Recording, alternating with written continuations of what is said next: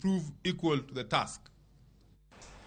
Kwa dhimbele ne piny owacho singo ni biro chwalo omenda ne sikunde kachop tich abich mar jumani.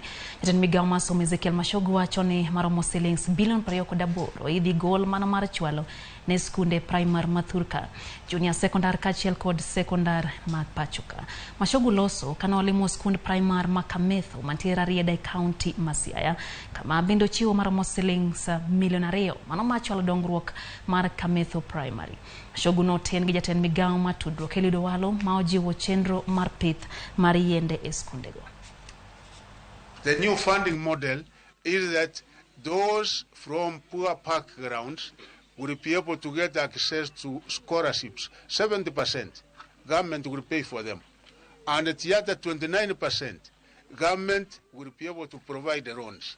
And I'm happy to announce here that we are releasing the fund this week, 15,040 in the junior primary secondary. So we are releasing that money before the end of this week.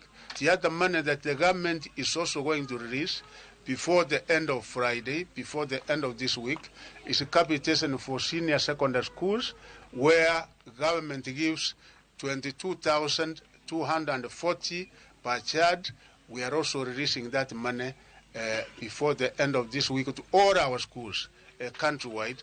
And the amount of money that the government is releasing this week in the junior secondary and also in the senior secondary is to a total of 28 billion.